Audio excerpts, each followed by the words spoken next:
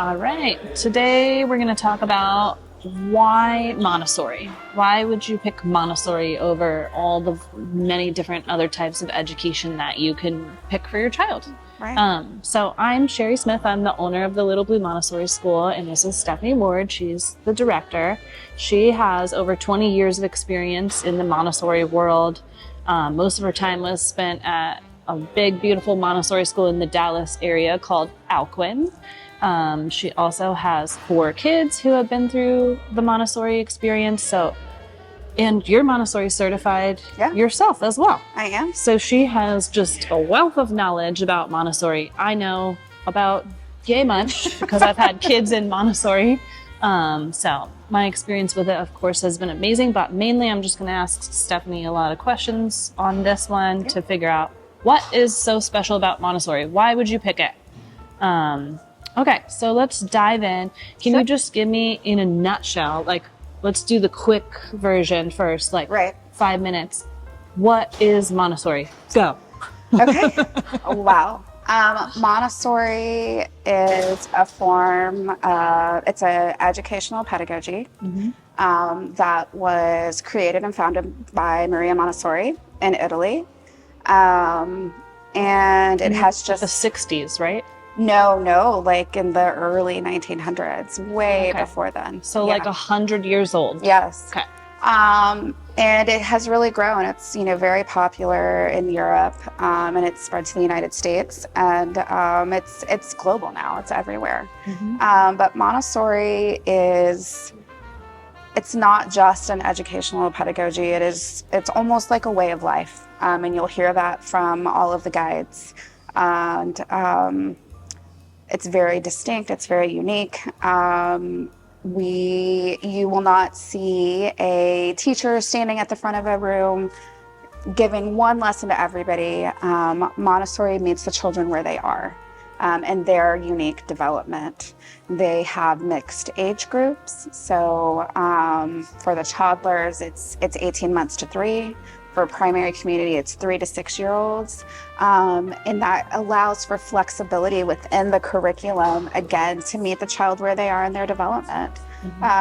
So you may have a 3-year-old that is already ready to start learning their letters, right? Most 3-year-olds, if they were in a 3-year-old, traditional educational, community, they wouldn't have the opportunity to learn that because that is not common for a 3-year-old, right? But in Montessori, you can go as far as you can go. It doesn't matter how old you are. If you're ready for that, then you get to do those things. And on the flip side of that, if a child is in the toddler community and, maybe they're 3 years old, but they're still working. They still have some things to learn. They're still working on independently toileting or mastering, some of their language skills. That's okay too. They don't have to move up to the next level just because they're 3 years old. They can stay where they are developmentally, fit to stay in. So it's really flexible. It is flexible. And the child can learn at their own pace. So it's child-centered learning. It is child-centered. You hear that learning. term? It is thrown out there. It's also whole child, holistic learning. It's not just teaching your child those academic skills. It's not this is how you read, this is how you write, this is how you hold a pencil. It's how do you relate to a community of your peers. Oftentimes when a child enters a Montessori school, this is their first time being with other children. It's their first time leaving home. It's their first time being with adults that are different than their parents, who most likely have different expectations. And it's how do I relate to all these different people, and how do I create a relationship with them? And that is probably one of the biggest work children do in a Montessori school. I feel like it's even helps them with what is my relationship in my own home? One thing I noticed is my kids would come home and be like, oh, I want to sweep. I want to clean the dishes. I know how to clean dishes. I can help with laundry. Right. And they want to do those things, we love it as parents, right? But not because to do that actual thing, right? They want to do those things because they want to make a difference in their lives. They want to make a difference in their community. They want to make a difference in their home, right? Mm-hmm. And a Montessori school allows them that opportunity to make a difference in their classroom. And those kinds of skills that you just mentioned are called practical life. Mm-hmm. And that is unique to Montessori. Yeah. And there are all those lessons, you know, we get parents that tour and they're like, why is my kid learning how to wash the windows? Right? They love to wash the windows. Why are we paying for washing windows? Mm-hmm. But it's so much more than that. In a Montessori classroom, nothing can be taken for face value because there are so many layers underneath that is an educational opportunity. Mm-hmm. So, for example, we'll take window washing. They have a squeeze bottle, right? They are working those fine motor skills, strengthening their hand strength, right, to squeeze the bottle. Which helps them hold a pencil to write. Hold a pencil to learn to write. Very cool. Mm-hmm. And then it's sequencing, right? Mm-hmm. They're learning how to sequence things. So if I'm drawing the window without even spraying it, what's the purpose in that, right? So there's a beginning and a middle and an end. And so every lesson in the Montessori community has a deeper purpose than what you're actually seeing. Mm-hmm. It's very sneaky. I love this. Makes me like excited to talk about because it's like, I nerd out on this stuff. Like they're learning to write by cleaning the windows. But who would have thought, right? But there is. Uh-huh. And that is, you know, take dishwashing, for example. That's another practical life skill that they do. And that is a very clear example of beginning, middle, and end. You have this plate and it's dirty with your snack. Mm-hmm. You get to pour the water. So they are walking across the room and walking back. They're learning how to balance because they're holding a pitcher full of water, mm-hmm. right? What happens if the water spills? That's a common question. Montessori room, you know what? Then you go get the mop. You know, and you have a guy that's saying, oh, look, it looks like some water spilled on the floor. You know, and you wait. That's another, you know, thing about Montessori is that we don't always give the answers. We guide them to the solution to their problem. Yeah. So it's pointing out, oh, I see some water on the floor. What can we do for that? Instead of the adult being like, oh, you spilled the water. Let me clean that up.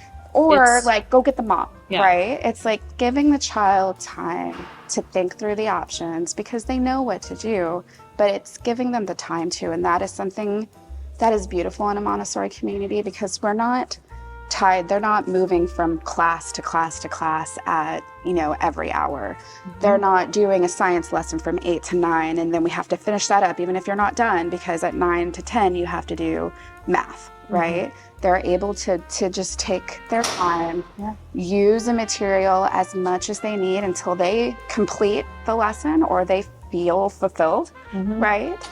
And then they can move on to the next thing. Although anecdotally, there's still some structure because Sage, for example, she's real chatty and she takes her dang time at lunch. She'll take out her food and she'll just be chatting, social, and then she will not be eating her lunch.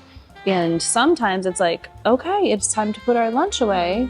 Lunchtime is over. Sage, you haven't, like, what are you doing? Right. Next time we need to get out our lunch and eat a little more efficiently because we don't have. So there's still some structure. There is structure. And it's called, you know, Montessori calls it freedom within limits. Yeah. Right? So they have the freedom to choose the lessons that are in the classroom. You know, in a Montessori classroom, you'll notice everything is the right size for that age child, the table, the chairs. Everything that is available to them mm-hmm. is their size. If it's not, then they know, oh, this isn't for me, mm-hmm. right? And the room, it's called the prepared environment. The room is prepared in that way for them. And so if you are in a prepared environment, then you know that any choice the child makes is an appropriate choice. You mm-hmm. wouldn't have something in the environment that wasn't an appropriate choice. So that is where that freedom comes in, right? It's freedom within limits. You know, there are rules. Montessori has rules for intervention, right? So you would always intervene right before chaos erupts. Mm-hmm. If a child is going to hurt themselves, hurt someone else or, hurt a material in the environment, that is when you would intervene. But other than that, they do have the freedom to explore and to be who they are and to follow their innate guide onto what they want to learn at that time. Let's talk a little bit more about the prepared environment. Yes. And like you already mentioned, sensorial work is one Right. of the stations, which is like window washing. Well, that's practical life. Oh, sorry. That's practical life work. Yes, that's and practical life like work. Sweeping, whatever. Honestly, practical life is care of the person and care of the environment. And those are the first lessons that children receive, because those are the lessons that, again, make them feel like part of the community and make them feel like they make a difference. So that looks like you mentioned, like care of the environment, like window washing or mopping or sweeping or anything like that. But that also looks like food preparation work, which is so exciting. like peeling a carrot, Peeling a cucumber. cucumber, slicing banana, baking even, really any of those. Is this practical life? This is practical life, yeah. Sage, this is the cutest. There is a baby washing station. I don't know if we have that at Little Blue currently. We don't have that at Little Blue currently. But when she was this little guy, she was obsessed with baby washing in practical life. I love that. Yeah, That's it was sweet. so cute. That's so sweet. But all those things, that is allowing the child to contribute to their community, and that is how you make that connection and how they can feel ownership over the community. And when you feel ownership in a community, then you care for it better, if that makes sense. And you know that you make a difference. And I think that often, maybe not often, but I think it's very common for younger children to just kind of be dismissed, like, oh, they can't do that. Oh, I need to do that for them. They're going to get hurt, or, oh, they're too little. And a prepared environment allows the children to do all those I'm going to get hurt things safely. We use real glasses and real plates. And you get parents who are like, what if it breaks? We sweep it up. Everything is a lesson. The adult will sweep up the glass, and we talk about, next time you have to hold your plate with two hands so that you stay safe and the plate stays safe.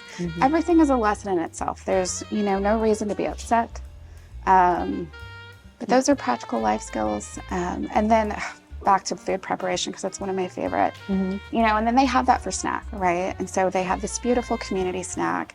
And oftentimes the guides will say, who sliced our cucumbers for us today? And that child is so proud, so proud to say, I did it. So and then everyone naturally, because the guides have been modeling grace and courtesy, the children naturally are like, oh, thank you so much. Thank you. Or I love cucumbers or something. And imagine as a young child how good that feels to be able to contribute to your friends in that way. Yeah.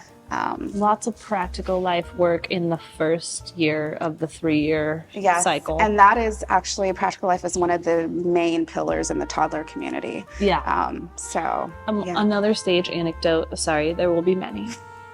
Sage, from a very young age, would come home and we'd be working on something at home, and she'd go, or like, let's go do X chore, or go, I'm going to do this. And she'll always go, I do it. I do it. They want to do it. Or like, do you need help getting dressed? I do it.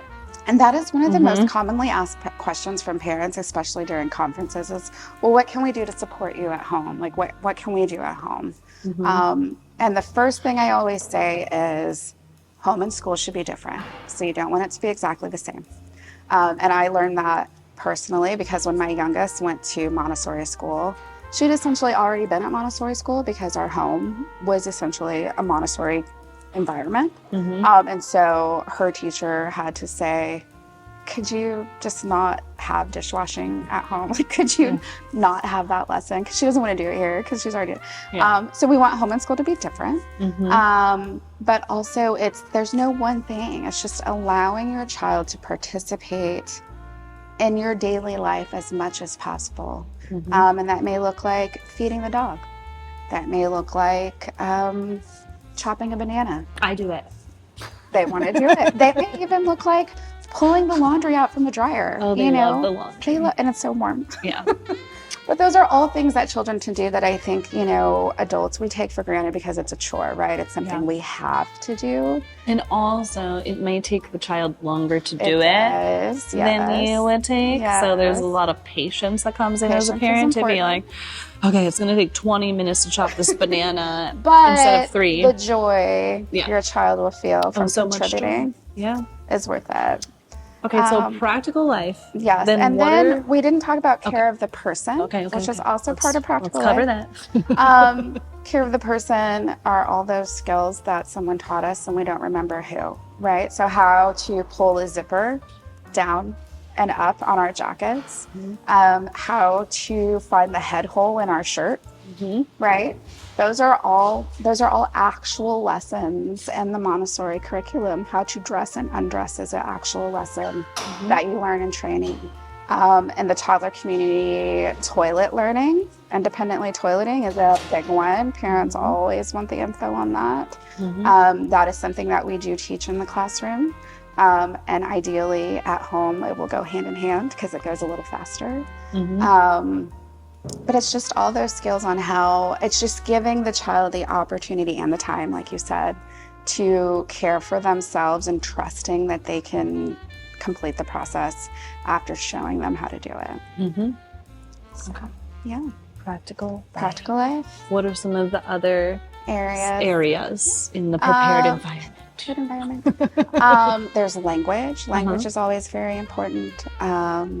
Montessori communities are often described as a language-rich environment because, as an adult, I think if we were to sit in, we would feel maybe a little uncomfortable because it's just a lot of talking. So it's not just, there's a picture of a puppy. There's a picture of the golden retriever puppy. It's not just the Play-Doh. It's the blue Play-Doh.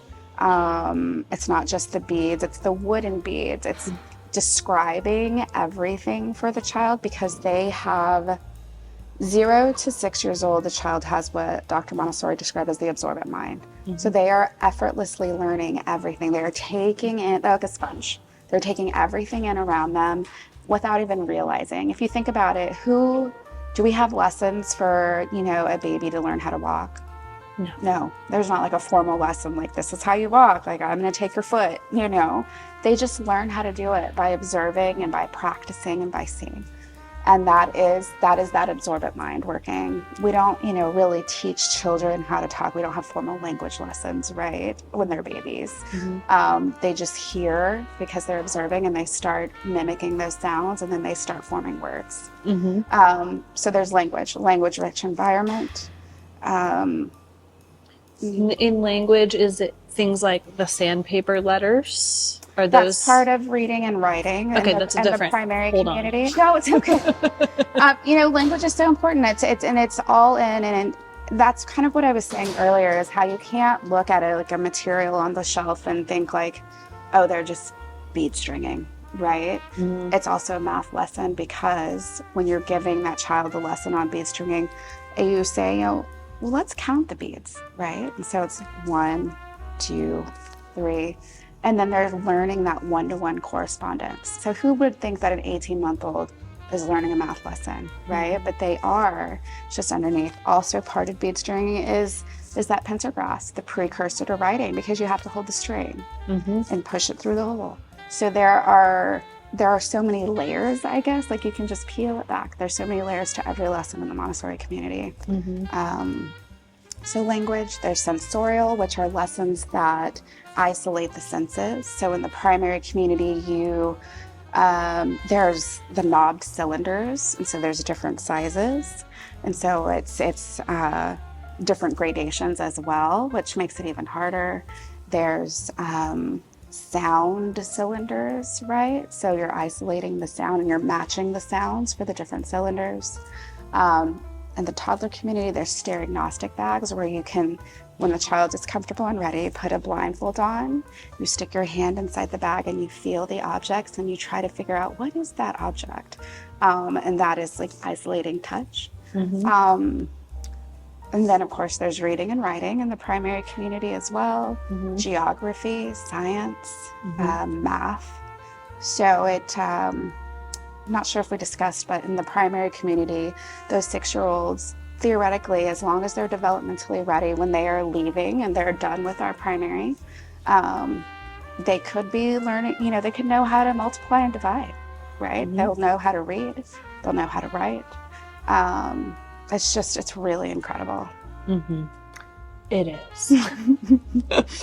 I think I briefly brought up sandpaper letters just because Sage is 5, so I see these frequently. Or let's just talk about a couple more of the little so we can talk about sandpaper letters. That's very unique to Montessori. So every Montessori lesson, because we are holistically developing the children, there's always a visual cue, an audio cue, and a tactile cue. Tactile is so important.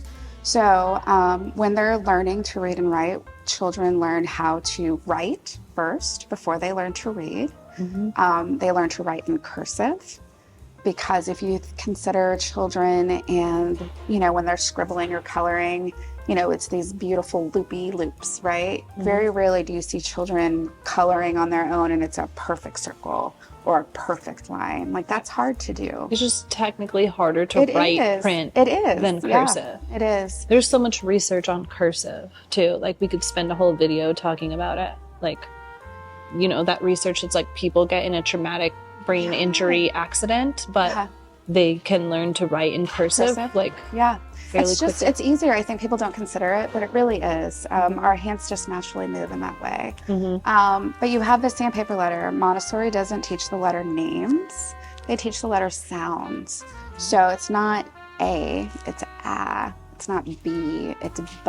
Because when you learn to read, you're not reading the letter name, you're reading the sound to form the word. So a Montessori guide will have these beautiful sandpaper letters that are isolated. So each letter has their own little square. And then we start by saying, this is A, A. Let's feel. And it's made out of sandpaper, the letter, so they feel the bumpiness when they're tracing the letter A with their finger. So that's the sandpaper letters. Then they graduate once they've been able to identify every letter sound, and they don't have to do all of them, but the majority of them. Then you would move to the movable alphabet, which is still in cursive, still an isolated letter, but that is when they start phonetically spelling words, which is so exciting. And so it can look like here's a bag of objects, and we're gonna sound them out and kind of spell them. And Montessori kiddos phonetically spell for a while, and then once they start reading, they learn the proper spellings for words. But it's so fun to read those little stories that they create and the way they spell things. But they at this point know what each letter sound represents, and so they can start spelling with each movable alphabet. Okay, so at the beginning, if they're writing a word where PH makes the F sound, they'll put an F. They'll just put an F for a while. For a while. And you just let them go phonetically until... For a little while. And then when they get, when they've progressed in that reading and writing journey, they are phonograms, which are also sandpaper letters with two letters, though, that make the PH sound. And the EE and all of those. Okay. So, and that again is learning those, feeling them, hearing them, seeing them. Okay. By the way, all the materials in the prepared environment are each called work. They are called work, yeah. So we're doing sandpaper letter work. Yes. We're doing window washing work. Everything is work in the environment, and there are multiple reasons for that, but I think the biggest one is that we want to honor the work that the children are doing. It's not play. They are working hard to master those skills without even realizing that they're working hard. But that is, giving them the respect, essentially, that they're due for the hard work that they're doing. And Dr. Montessori even said that, play is the child's work, right? So yes, it's called work. Okay, let's nerd out on like a few more classroom materials because they're just so cool. Like, okay, what is the big thing that's full of beads? Yeah, that's the bead cabinet. Bead cabinet. That's a bead cabinet. It's so like you'll see that any Montessori classroom you go into, you're like, whoa, that thing is pretty. Yeah. What does it do? So that is a math material, and each bead stands for something. So it's the one bead. So you have like the one chain. It's just one. They're all different colors. Each color represents a different number. They're glass. So you have to be very fragile with them. And that, you know, the children, it's a revered work. It's very special to do that work. And it's 2, so the 2 chain. And eventually you go all the way up to the golden beads, the 100 chain. And so it's really interesting the way that Montessori teaches math. It's, again, very tactile and very, the only way I can describe it is just like very common sense. You're not going to see a worksheet with you remember in school, the multiplication facts, and you have to do as many as you can in 30 seconds or whatever. The anxiety I still feel. Yeah. It's not like that. Everything, again, is tactile, visual, audio, so that they get all of those senses to really learn and master those skills. Okay. Yeah. What is one of your favorite works in the environment that you want to talk about?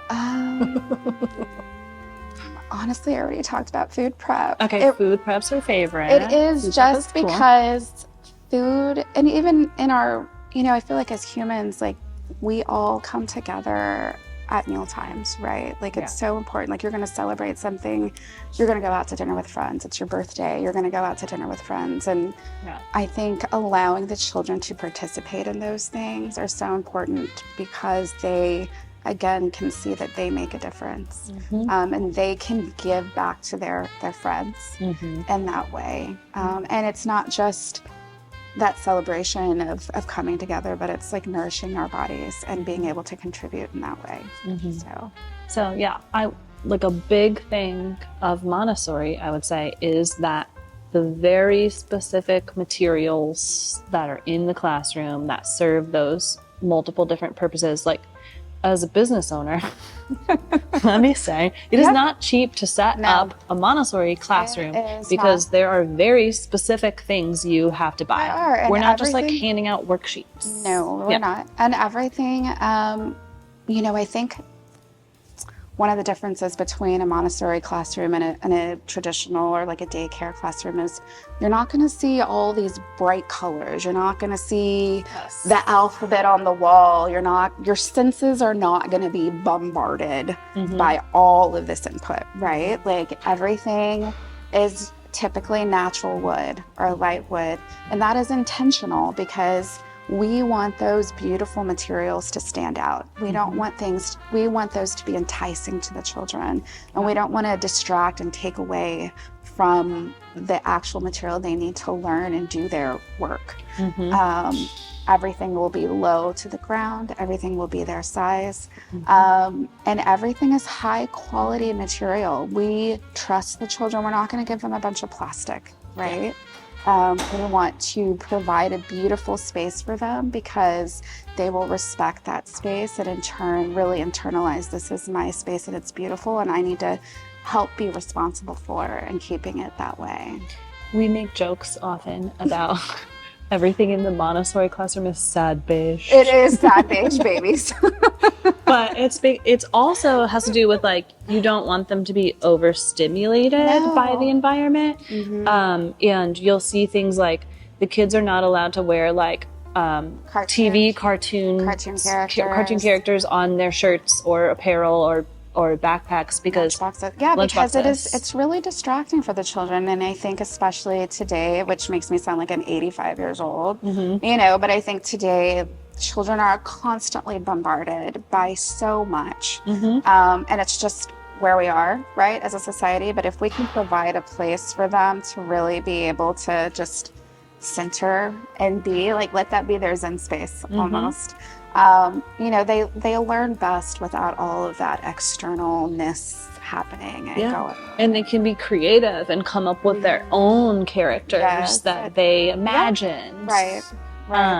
And like just this flows naturally into like, I believe there's research on Montessori, like limiting ADHD. Do you know, am I making this up? I don't think you're making, I mean, I think it makes sense. I don't know that I've read the actual research, so I can't be like, oh yeah, I read that. Yeah. But I think it makes sense because again, it's that like that tech bombardment that, you know, I think as parents, we often feel like we have to fill our child's time, their life with, if we don't, you know, go to soccer kids camp, you know, like then they're going to fall behind. Like I think parents face a lot of pressure with like keeping up with all these things that we think they need, when in actuality, they just need like you. They need a safe environment. And they need time and patience to develop.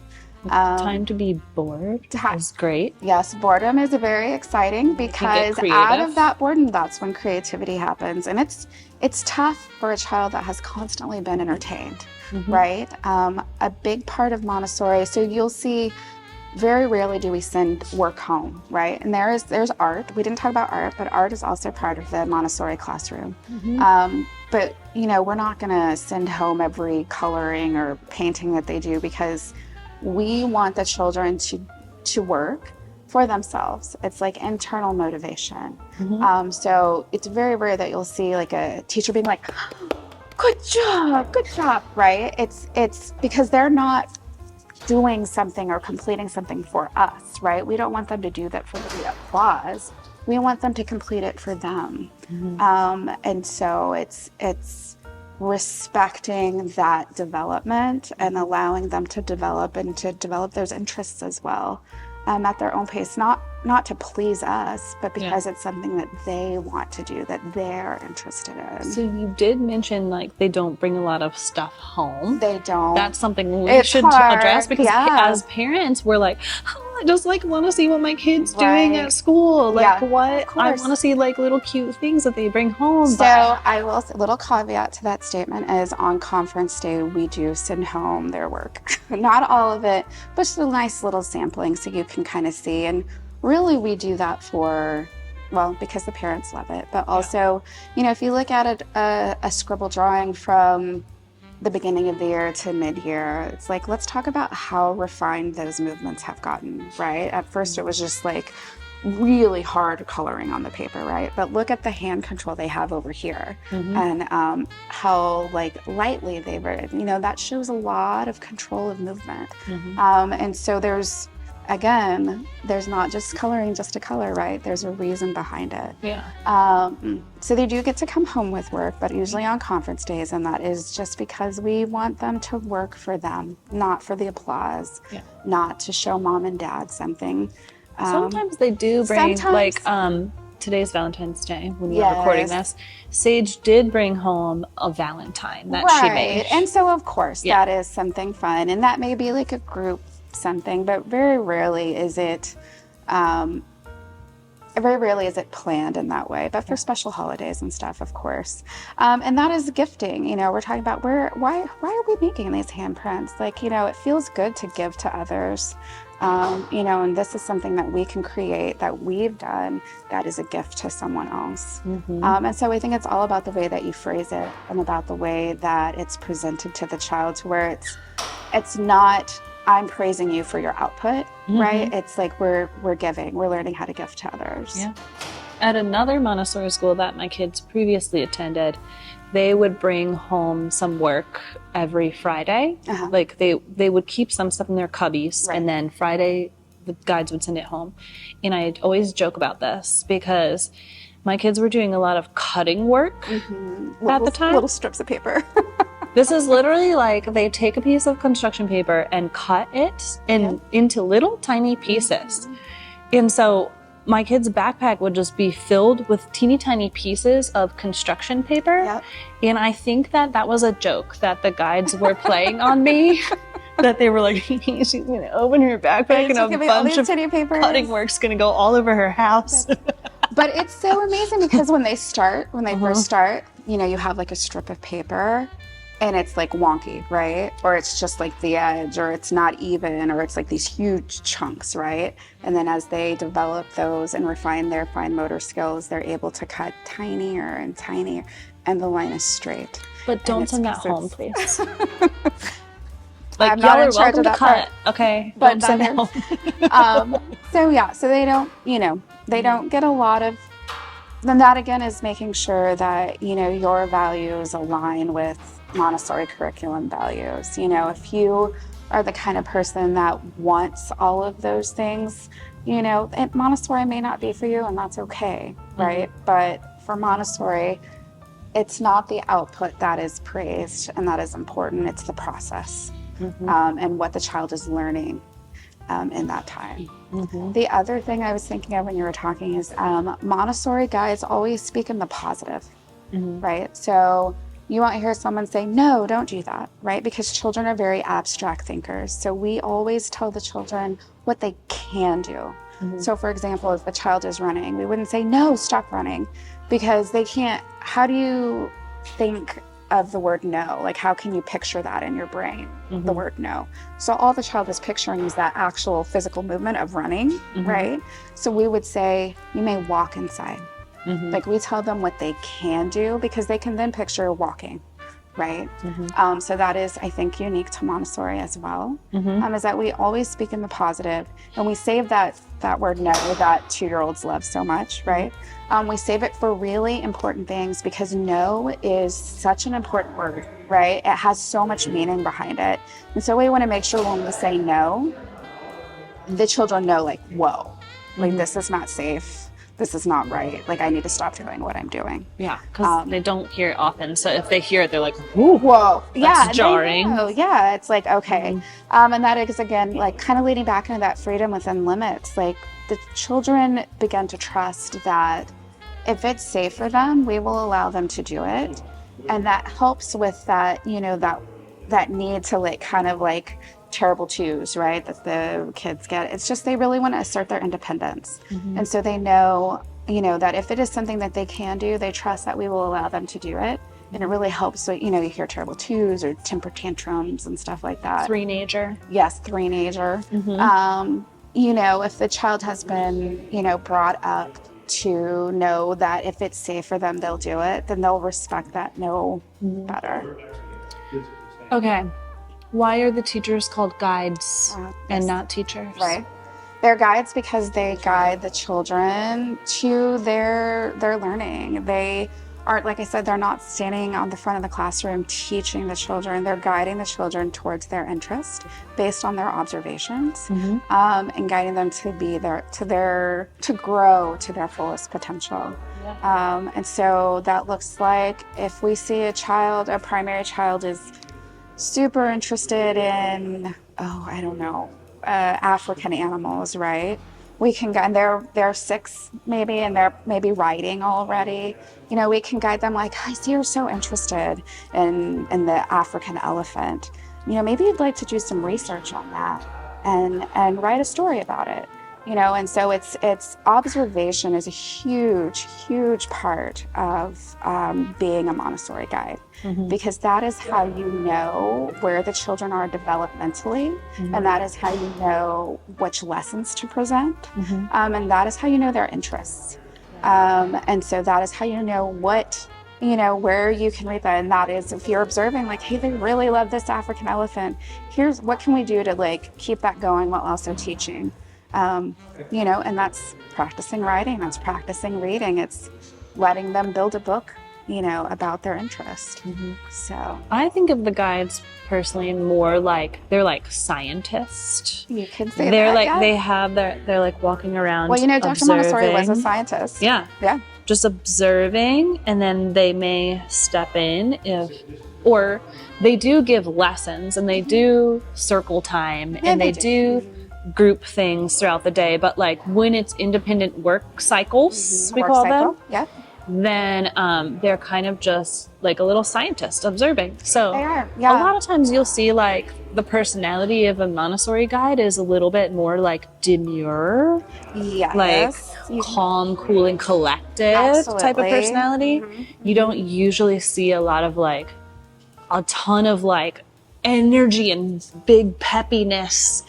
You might see that more in the toddler environment. Potentially, yes. I think that, Montessori guides do have a natural, just kind of calming presence. And I think the children pick up on that. And I think the parents pick up on that too. A lot of, times when you're in the classroom and, maybe it's a little chaotic and things are like feeling very hectic. If the guides just sit down, as long as everyone's safe, they just sit down, you can feel the whole energy of the classroom just calms down. The children naturally just kind of come down. Yeah. I think the guide really sets the tone for the classroom, and what that day is going to be like, right? My Montessori trainer always used to say to check your baggage at the door every day, right? Like you have to come in and leave your stuff behind, because the children are so perceptive. They're going to pick up on those feelings. And if you had a bad morning or you're mad at whatever, they're going to feel that too. And we don't want to bring our stuff to them, right? We want to allow them to be who they're going to be without our interference.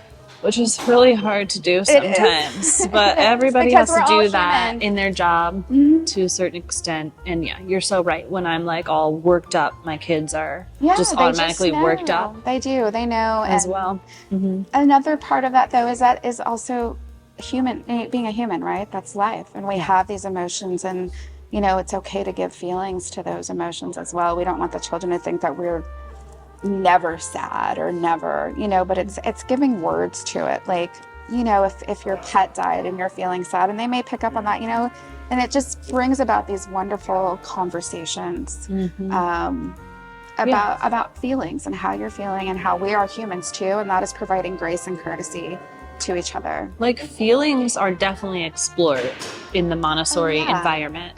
Social emotional learning. That is a huge component, and that is encompassed in that relating to the community, the community of your peers. When children start, particularly in the toddler community, they're probably going to cry, right? Because they miss their parents. This is the first time they've left home. They've never separated before. And so you may have like an older toddler, right? And they may say like crying or why crying, and it's gonna say, they're feeling sad right now. Like we can ask them, are you okay? You'll see toddlers bringing tissues over to kids that are crying. Okay. And it's just they've seen that modeled from the adults. And so they naturally know like, oh, this person is upset, right? One thing that I can do to make a difference to help them feel better is to maybe pat them on the back or bring them a tissue. The guides really model language, grace and courtesy, social, emotional, all of that for the children. And that is why the preparation of the adult is an actual week-long lesson in Montessori training, because you are so critical to that child's development and to the prepared environment. I think that's another reason, like, you'll see in certain other types of education, the teachers are just like run ragged, like they're working from 6 a.m. to 6 p.m. I think Montessori tends to be really careful about protecting the guide's time and mental health. Yes. Like it's very, that is very something important. And that is something that I think Little Blue does really well. And I think that's why you see a lower turnover rate at Montessori schools, because it is that honoring that holistic human, right? And it's not just the children, but it's also the adults as well. Yeah. So. And they'll have a lot more things built in for them, like paid time off, more sick leave, more breaks in the schedule, because like they need to go on vacation and clear their minds too. And they need to not be worried about, well, if I go on vacation, then I'm not getting paid, and worried about their own finances. Like, it's, we really care for our guides in Montessori. And I think that is part of, just really having deep respect for educators in general, and the hard work that they do every single day for our children and our families. I could not do it. Yeah. Yeah. It takes, it takes a special person, I think, to be able to go through all of that. But because it's not easy to become a Montessori guide, you know that the guides are there for the right reasons. Yeah. And so, yeah. All right, let me look at my notes and see if we've covered a lot of stuff. Okay. This is an important one. Yeah. What is the communication like between guides and parents? So I can speak to Little Blue communication. And I think that, if at traditional daycares, maybe you probably get updates on when your child defecates and how many chicken nuggets they ate and all of these wonderful things that parents do want to know. Yeah. But that takes a lot of time, and that takes time away from instructional learning. That takes the adults time away from actually spending and being with your child. And, I think in Montessori in general, we would rather spend that time with your child than updating you on every mundane thing. Yeah. So Little Blue uses an app called Bright Wheel. A lot of small schools use it. And that enables the parents it has like almost like text messaging app. So if you ever have anything that you need to say to the teacher, you can send a quick message. Little Blue updates families weekly. You get 3 to 4 pictures with a little blurb about what your child did that week. And that is actually probably more than most Montessori schools do, to be honest with you. Yeah. And then we have 2 conference days a year, one each semester, and that is a full, probably more information than you ever wanted to know, comprehensive report on everything: practical life, social emotional learning, fine motor skills, gross motor skills for the toddler community, toilet learning, work habits, every single thing. And conference days are one of my favorite days because parents are so excited to learn what their child is doing.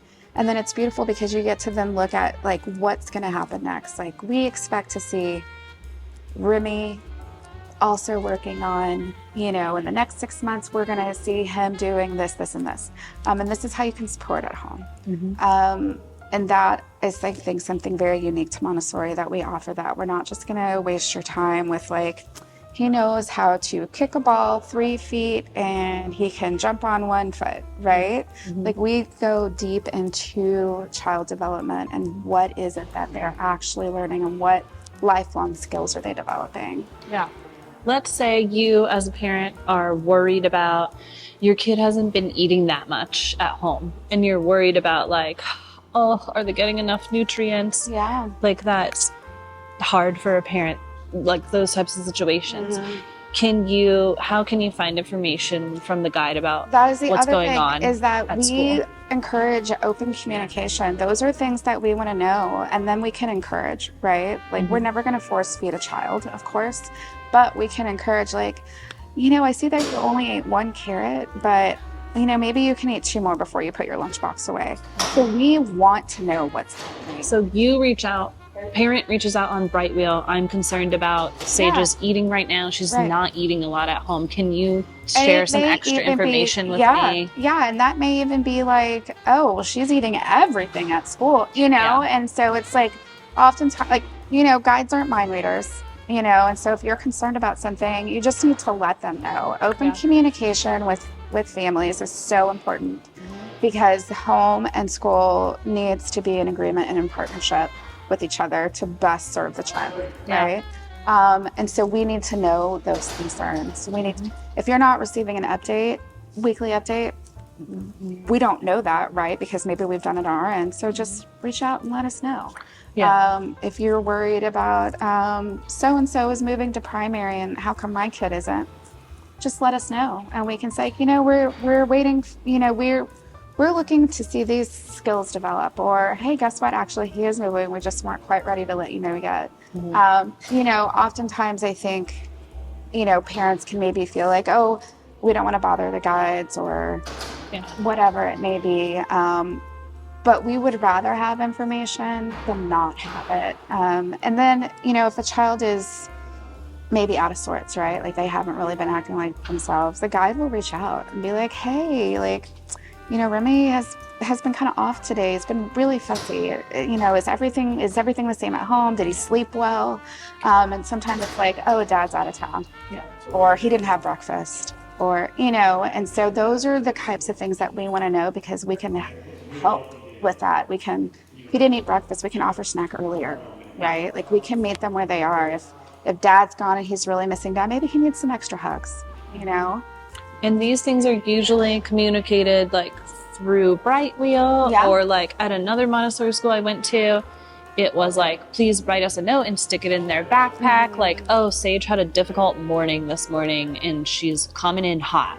Like, just a heads up. That is all information we want to know.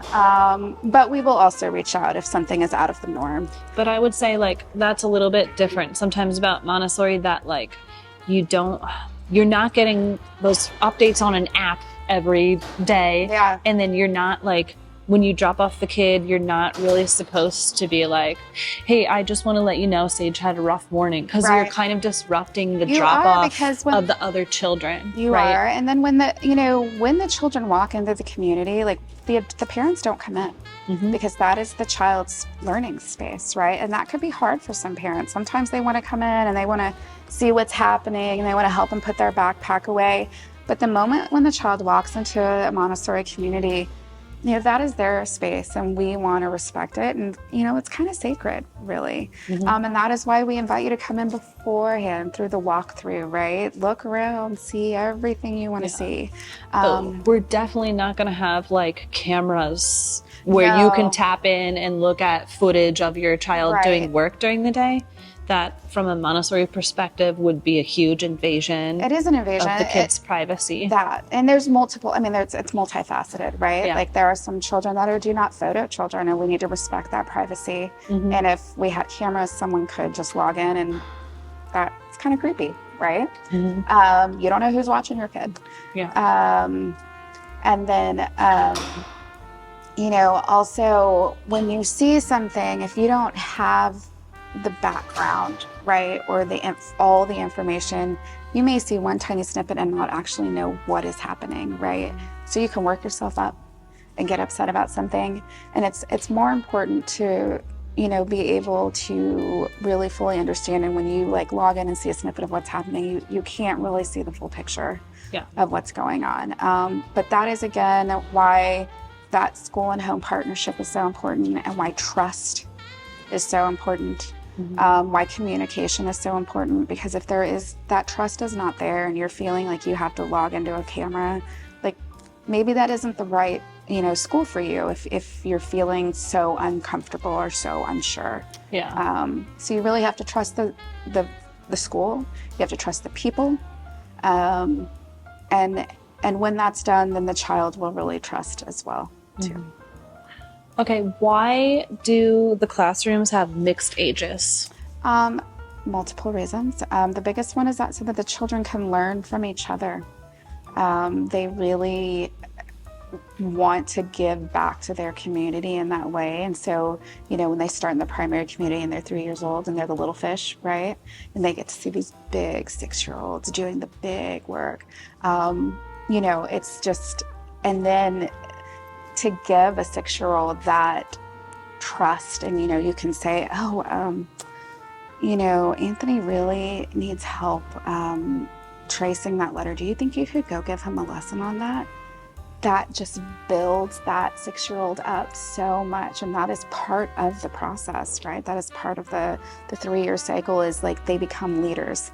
And it's so funny because when children are in the toddler community, that's 18 months to 3, to think of a 3-year-old being a leader, right? But they are, and you can give them those skills. Like, can you, I see Piper needs help with her shoe. Could you help her put that shoe on? And they want to give in that way. And they learn from each other. Yeah. It's really cool. I'm seeing Sage being the leader now. She is the leader, and absolutely. she used to just be the little peanut. And she started when she was 2.8 years old in primary.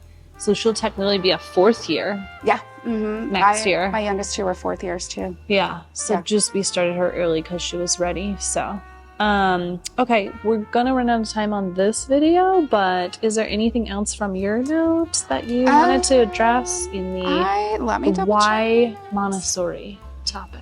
Montessori nerding out is happening here. We talked about the curriculum, and part of the mixed age classrooms is that does give us the flexibility to meet the child where they are. If they're maybe a little advanced or maybe need a little more work, we have the ability to meet them where they are because that curriculum is for 3 whole years, right?